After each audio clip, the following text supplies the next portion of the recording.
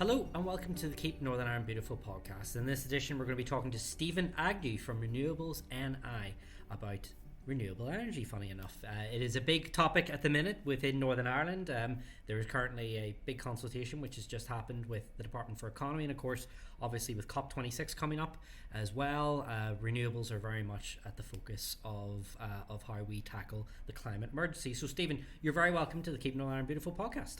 Thank you very much, David. Happy to be here. Good. Okay, so just start off with the parameters, right? So renewable energy, why is it something we need to be focusing on? Why is it something that really in Northern Ireland we should be embracing? Well, hopefully we're at the stage now, I think certainly most people are, where we accept climate change is something that's happening. It is caused by human activity, and it's something we absolutely have to do something about. And I think in the last couple of years in particular, I think there's been a greater urgency since the Paris Agreement and the last IPCC report. You know, we've had Greta Thunberg, we've had David Attenborough, I think what we've had people finally, and some we've lacked in the movement, people who've told the story well. You know, there was obviously something captivating about Greta Thunberg's school strikes that captured the imagination, and obviously David Attenborough's been a great storyteller for years, and sort of finally, in a way, he's been really kind of talking about climate change. And it's hard to say why, but something's finally clicked that we went, wow, this is happening. We've seen the heat wave recently in North America. We've seen the fires in Australia. You know, it not only are people saying the planet's burning, but we're watching it burn. So, you know, all these things have combined, and people are really going, we need to do something. And the latest evidence is we really need to move over these next 10 years.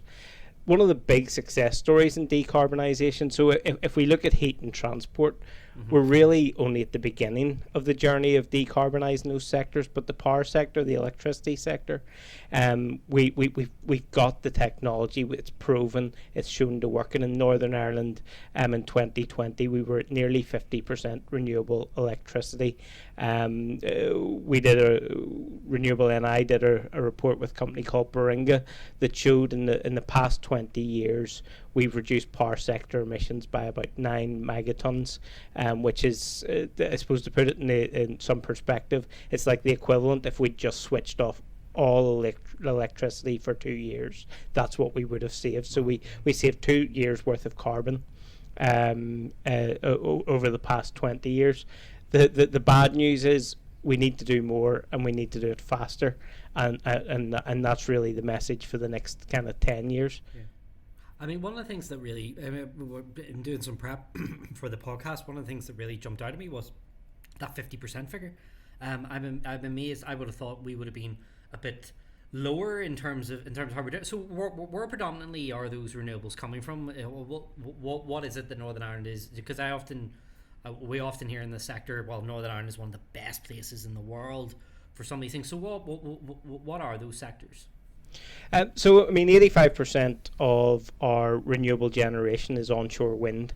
So it's largely large-scale wind farms, though Northern Ireland has been more successful than other regions in developing smaller scale. So as well as, I suppose I always say, larger scale is the way of getting the most electricity at the cheapest cost for consumers.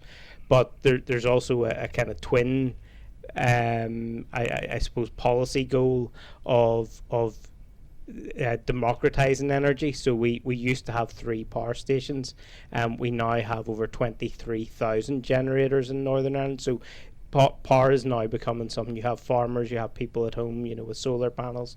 We're all to some extent becoming power generators. So, you know, it's largely been on onshore wind. We do have a significant solar capacity, and then some kind of biomass, hydro and things like that make up a much smaller proportion.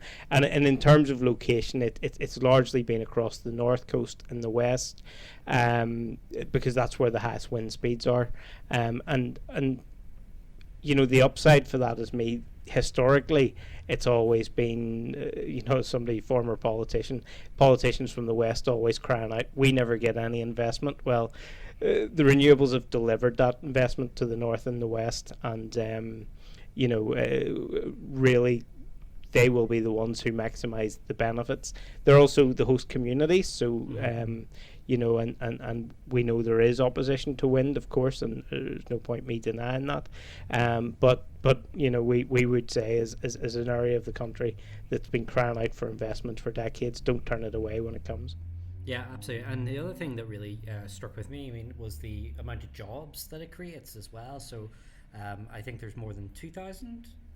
Yeah, in renewable electricity alone, there's about 2,000 jobs. We actually suspect that's a bit of an underestimate, and we're working with KPMG to really kind of drill into those figures, and hoping to have the report on that later this year. But the department estimates overall in kind of low carbon technologies, there's about 5,500 jobs. That's Department for Economy, I should say. But say in renewable electricity alone, what we represent as RenewableNI, it's just over 2,000 jobs. Okay, and obviously you were talking there about Northern Ireland has made some good strides, but it needs to go faster. How can it do that? Yeah, so I mean, unfortunately, because we almost did too well. So our target was for 40% renewables by 2020. It became clear in about 2017 that we were going to hit that, and there was almost a stepping back in terms of trying to incentivize. It's like, we're going to meet our target, why do more? Well, the reason being there was after 2020, and we're now in that period, and that policy gap has meant we haven't connected any new large-scale renewables in the last 2 years, and that's really disappointing when everywhere else it's ramping up. So we do risk going from leaders to laggards, where we've just come out of the consultation period on a new energy strategy, and really what we're calling for in that is to set a target of a zero carbon power system. We hear a lot about net zero 2050, 2045 perhaps, but power is going to have to do, because we're the sector that's moved the fastest, we're going to have to decarbonise first. So what we want is a target to say this is when we're going to get a net zero power system, and we believe we can do that by 2035. The Committee on Climate Change has said that's when the UK needs to get to that stage, and indeed the International Energy Agency has said all advanced economies need to be at net zero power by 2035. So we'd like to see that ambition set for Northern Ireland. Then I suppose, how do you achieve it once you've set the target? The main instrument that's been used in the UK is the Contracts for Difference scheme, and it essentially acts as a price guarantee. If the electricity price go above the kind of agreed price, the strike price, as it's called, if the market price goes above that, the generators pay back. But if it goes below that, there's essentially then a subsidy. Net, it's actually estimated to benefit the consumers. So in the past, renewables, there was just a direct subsidy. There was for every unit of electricity, you got an extra top up to incentivize what then was a new industry. Now it's actually more just about providing that guarantee. That'll bring forward more investment. We estimate to get to our proposed 2030 target of 80%, it'll take over £1 billion private investment. There are people waiting to invest, but they just need those policy signals, the likes of the UK CFD being extended to Northern Ireland, which it is. We're not included currently. That will really make the difference, and you'll start to see another boom in renewables in Northern Ireland. Okay, and obviously, you know, when we think about renewables, there is this idea that potentially, well, if we went to that energy bills would go up and that they're more expensive. I just wonder, again, if we do a wee bit of fact checking here, but a wee bit of myth busting here, how true is that? It's not true at all. I mean, yes, it will take between I think it's 400 million to get to 70% in terms of investment in the grid, 650 million to get to 80%. But if we look at the reports that have been done to assess the net cost, because that's only kind of one side of the balance sheet, the thing that renewables does is it drives down the wholesale price. So the price of a unit of gas will go up and down and will vary, but it's always higher than the price of a unit of renewables, which is zero. Once you build them, the fuel price is zero. So what renewables do is bring down the wholesale price of electricity. Looking backwards, Baringa's study shows that consumers saved net around about 135 million over 20 years. Looking forwards, NIE estimates that going to 70% will result in a 1% net saving for consumers on their bills, and Baringa have then sort of extrapolated from that and gone to 80% and said that there's an additional £50 million of consumer savings. Again, that's net after all the investments in the grid, the support for the CFD. So yes, on one side it does take support, it does take incentives, but actually overall consumers are saving money. And indeed, one of the biggest problems, and it doesn't get talked about so much, is what's known as price cannibalization.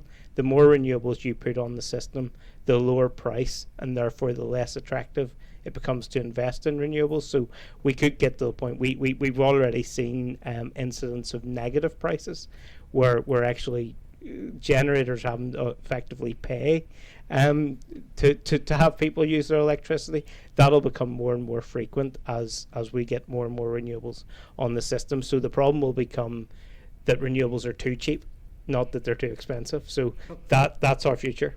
Okay, well, cheaper. Let's get there if anyone's seen their recent electricity bills. What about then in terms of actually, because you were talking there a wee bit about obviously the advances that have happened, obviously in renewable technology, and the fact that, looking back doing research for this podcast, 25 years ago, the big thing against renewables was that they were expensive, and that solar panels, or they were very expensive. The cost of that has just plummeted, particularly over the last 10 to 15 years. What's been behind that? Has that been about government investment? Has it been about innovation in the private sector? Is it a mix of both? How has that come about? A big part of it is investor certainty. If you know something works, all of a sudden you can get the finance a lot cheaper than you can if you're investing in something that's risky. So it's went from being something that was seen as being very risky when people were first looking to invest to something that's almost a guaranteed return. The other thing is like any kind of new technology, you start to mass produce. No doubt China, for example, getting in the manufacturing side has brought down costs. So you get that scale effect as you scale up. The kind of unit cost comes down. So and then just advances in technology. Increasingly, the technology is becoming more efficient. We're building bigger, build back better. We're building back bigger turbines, catch more wind, produce more electricity, and again the unit cost becomes cheaper. So a number of factors have kind of come together to really bring down those costs, as you mentioned. Okay. And I just want to know then, is it the case, going forward, because obviously towards the latter half of this year we'll be focusing on climate change again with COP26. We'll be focusing on kind of global actions around this. Do you think that these type of technology, how focused are governments, and particularly our own government, the executive, and the British government as well, how focused are they on renewables as a way to actually achieve kind of the targets, the international targets that they're signed up to, obviously in Paris, but obviously they'll probably sign up to more renewed targets, obviously after COP26 in Glasgow? So as governments become more committed to climate mitigation, they become more committed to renewables because, again, it is the proven technology. If we look at transport, yes, we're moving to electric cars and possibly hydrogen vehicles as well, particularly for heavy goods end. But both of those require renewable electricity. If you're going to do it in a carbon neutral, carbon zero way, you need green electricity. Heat, we're still really, I think, working out what we're going to do with heat, but it's almost certainly going to involve greater electrification. So we have to get the electricity system, as I say, that target of net zero power, because increasingly the demand actually for electricity is going to go up as we electrify heat, as we electrify transport. So this really is the proven solution. It's proven technology wise, but also proven in terms of cost. So it's the solution that's there, and that's why we're seeing ever greater targets for renewables. We're Northern Ireland, we really are a bit behind in terms of policy, but we're hoping to see with the energy strategy, certainly all the signals from the department are we're going to see at least a 70% 2030 target. We're calling for 80%, and what we're saying is actually something the department hadn't seemingly considered before now, that net zero power target. We need to get that in, because we can't have like we did with 2020, where almost we have a cliff edge. If we get to 2020, we can just stop. We have to get to 2030 and keep going until we get the net zero power. Mm-hmm. And do you think, have you picked up much of an appetite for that, not just amongst politicians, but within, obviously, because there are sectors here that are outside of government? Are you seeing the momentum? I know you were saying that it's kind of ebbed back a wee bit, but are you seeing is there a desire to pick up again and get the momentum going again? I think, the department, when it consulted around a 70% target with possible revision up to 80%. Colleagues of mine in Wind Energy Ireland and were lobbying about 2 years ago for a 70% target in the Republic of Ireland and got it, but it's now becoming outdated. It's almost certainly going to be revised up, and I do think we really need to shift the conversation to net zero power rather than 2030 as a staging post, and we should, we're calling for an 80% target. We should have a target for then, but it has to be about the final goal of getting the net zero power. And I don't think that, I think we're leading that conversation in RenewableNI. I don't think it's been a mainstream conversation yet, but as I mentioned before, if the CC are calling for it, it's only a matter of time before it filters the policymakers, particularly in Northern Ireland, as we get a climate act, whichever bill gets to the finish line.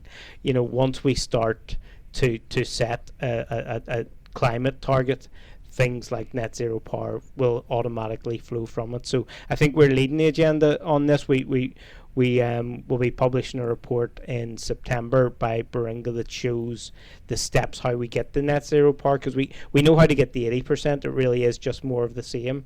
But then how do you get to that complete? How do you let the gas sort of plant drop off, and we're going to produce a report to show how to do that, and that's obviously important. It's one thing calling for it, it's another thing showing how it's been done. Baringa's done that work.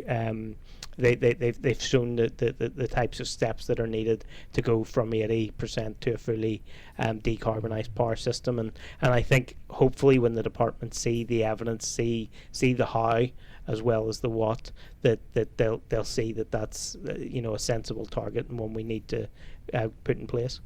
So obviously the really important bit for you then, and very much your message, is about we need to focus on the final destination rather than the kind of staging, because obviously one of the interesting things about, you referenced the debate around the current climate change bill, and again very much the discrepancy seems to be between those who want kind of more staging post incremental approaches and those who are like, no, okay, final destination is what we need to be focused on, it's the horizon we need to be do you think that that the mindsets are shifting toward that kind of final we're even seeing, even in the UK, when Michael Gove was the Environment Secretary, he was obviously making the pledge about all cars becoming electric by, I think it was by 2035, the UK will no longer have diesel cars. Again, very much a final destination approach.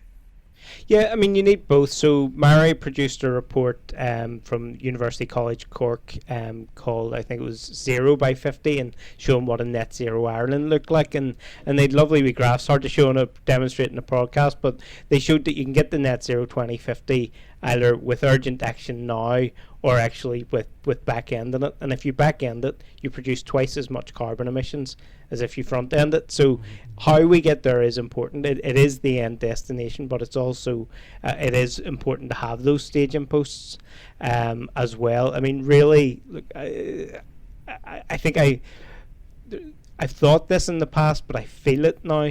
We really need the act in this decade, and we're already, by the time we get an energy strategy, we'll already be 2 years into it, so we still all talk about 10 years, but actually we're halfway through 2021. We really do need to get moving fast, and it is what we do now until 2030 that will make the difference.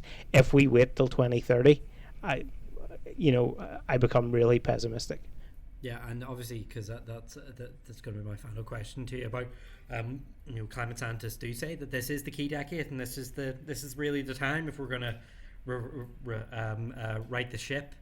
How confident are you at this? It's hard. I know in 2021 we're only 17 months into this decade, but how confident are you that in the next year to 18 months we can start getting the right policy decisions made to get us to where we need to be? In one sense, it's already too late. We're seeing the impacts of climate change now. These warnings have been coming for 40 years, and we're only really starting to take them seriously now. So the things that are happening now are for all the mistakes we've made over the past 40 years and not listen to climate scientists. But it is one of those, we are where we are, and we have an opportunity to mitigate the worst impacts. And I am confident that we'll do that. I do think the Paris Agreement was a step change in global politics. I think America signing back up to Paris is a step change. I think if we look at China as becoming one of the largest, the largest producer, although it's also the largest country in the world to some extent. But China was always seen as the excuse not to do anything. It's no longer an excuse. They are leading in renewables. So all those things are coming together. And I suppose my bit is to make sure Northern Ireland is part of that, and it's not dragging its feet as it has in so many other policy issues, that we're there, we're if not leading, we're at least in the mainstream of action. Well, let's just hope that we don't fall behind and actually can keep the momentum going on. It was nice to hear at the start that we actually exceeded a target there. And we don't shout about it, because renewables became almost something that government didn't want to talk about because of RHI, but it was an incredible achievement to hit almost 50% in 2020 when the target was 40%, and we did it cheaper. We had a report that showed we did it cheaper than what was forecast. So we produced returns for consumers. We produced clean green electricity. We have a success story that we don't shout about. Let's start shouting about it. Yeah, absolutely. Let's keep the momentum going. Steven, thank you so much for coming along and actually sharing your insights with us, as we've been talking to Steven Agnew from RenewableNI. Thank you very much. Brilliant. Thanks very much, David.